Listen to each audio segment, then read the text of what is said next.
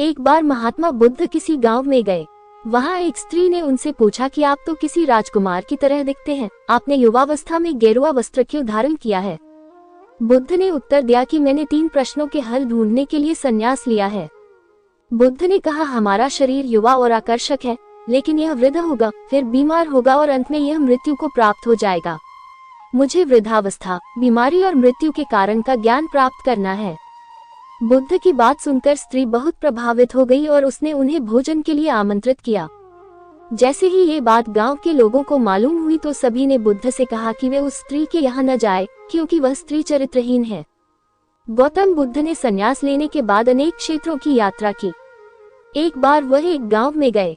वहां एक स्त्री उनके पास आए और बोली, आप तो कोई राजकुमार लगते हैं, क्या मैं जान सकती हूँ कि इस युवावस्था में गेरुआ वस्त्र पहनने का क्या कारण है? बुद्ध ने विनम्रता पूर्वक उत्तर दिया कि कुछ प्रश्नों के हल ढूंढने के लिए उन्होंने संन्यास लिया। बुद्ध ने आगे कहा, हमारा ये शरीर युवा और आकर्षक है, पर जल्द ही यह वृद्ध होगा, फिर बीमार और अंत में मृत्यु के मुंह में चला जाएगा। मुझे वृद्धावस्था, बीमारी और मृत्यु के कारणों का ज्ञान प्राप्त करना है। बुद्ध के विचारों से प्रभावित होकर उस स्त्री ने उन्हें भोजन के लिए अपने घर आमंत्रित किया। शीघ्र ही यह बात पूरे गांव में फैल गई। गांववासी बुद्ध के पास आए और आग्रह किया कि आप उस स्त्री के घर भोजन करने न जाएं, वह चरित्रहीन है। बुद्ध ने गांव के मुखिया से पूछा, क्या आप भी मानते हैं कि वह स्त्री चरित्रहीन है? तब मुखिया ने कहा, वह सचमुच बुरे चरित्र वाली स्त्री है, आप उसके घर न जाएं। फिर बुद्ध ने मुखिया का दायां हाथ पकड़ा और उसे ताली बजाने को कहा। मुखिया ने कहा, मैं एक हाथ से ताली नहीं बजा सकता, क्योंकि मेरा दूसरा हाथ आपने पकड़ रखा है। बुद्ध ने कहा, जिस प्रकार एक हाथ से ताली नहीं बज सकती, ठीक इसी प्रकार एक स्त्री स्वयं चरित्रहीन कैसे हो सकती है, जब तक कि इस गांव के पुरुष चरित्रहीन न हो। अगर गांव के सभी पुरुष अच्छे होते तो वह स्त्री ऐसी न होती, इसलिए उसके चरित्र के लिए यहाँ के पुरुष ही जिम्मेदार हैं। लेकिन आजकल हमारे समाज के पुरुष लज्जित नहीं, गौरवान्वित महसूस करते हैं, क्योंकि यही हमारे पुरुष प्रधान समाज की रीति और नीति है। ये सुनकर सभी गांववासी लज्जित हो गए। बुद्ध ने गांव के सरपंच से पूछा कि क्या ये बात सही है। सरपंच ने भी गांव के लोगों की बात में सहमति जताई। तब बुद्ध ने सरपंच का एक हाथ पकड़कर कहा कि अब ताली बजाकर दिखाओ। इस पर सरपंच ने कहा कि यह असंभव है, एक हाथ से ताली नहीं बज सकती। बुद्ध ने कहा कि ठीक इसी प्रकार कोई स्त्री अकेले ही चरित्रहीन नहीं हो सकती है। यदि इस गांव के पुरुष चरित्रहीन नहीं होते तो वह स्त्री भी चरित्रहीन नहीं होती। गांव के सभी पुरुष बुद्ध की ये बात सुनकर शर्मिंदा हो गए। परेशानी बताते हुए किसान बोलता है कि मेरा एक बच्चा भी है, वो है तो काफी अच्छा, पर कई बार मुझे परेशान करता है और मेरा कहना नहीं मानता। उसके ऐसे व्यवहार से मुझे लगता है कि वो मेरा बच्चा नहीं है। ऐसा कहते हुए किसान अपनी सारी परेशानी को बताता गया। इस तरह किसान ने अपने जीवन का सब कुछ, जो उसे सताता था और दुखी करता था, वो गौतम बुद्ध को बता दिया। अब किसान के पास उन्हें बताने के लिए कुछ भी नहीं बचा और उसका मन काफी हल्का हो गया। महात्मा बुद्ध से सब कुछ कहने के बाद वो उनसे अपनी परेशानियों के समाधान की उम्मीद लगाए बैठा था। काफी देर तक गौतम बुद्ध के जवाब का इंतजार करने के बाद बेसब्र होकर किसान ने ऊंची आवाज में महात्मा बुद्ध से पूछा, क्या आप मेरी समस्याओं को लेकर कुछ नहीं कहेंगे? तब गौतम बुद्ध बोले, मैं तुम्हारी किसी तरह से भी मदद नहीं कर सकता। किसान ने महात्मा बुद्ध से ऐसे जवाब की उम्मीद नहीं की थी। वो उनका जवाब सुनकर हैरान हो गया। उसे अपने कानों पर भरोसा नहीं हो रहा था। उसने भगवान बुद्ध से पूछा कि ये आप क्या बोल रहे हैं? क्या आप मेरी समस्याओं का समाधान नहीं कर सकते?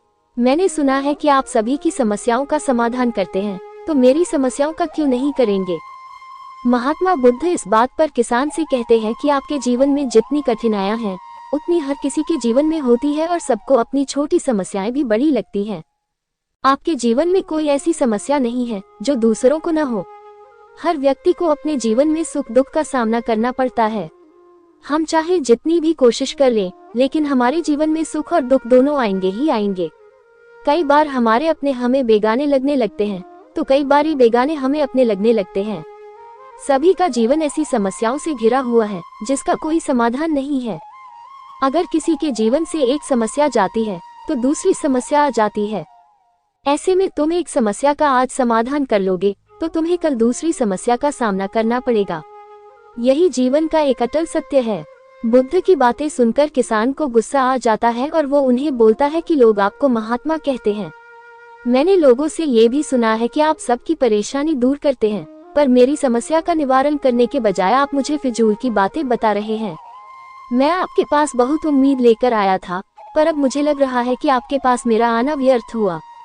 मैंने जो भी आपके बारे में सुना था वो सब झूठ है। महात्मा बुद्ध को इतना कहकर किसान वहां से जाने लगता है।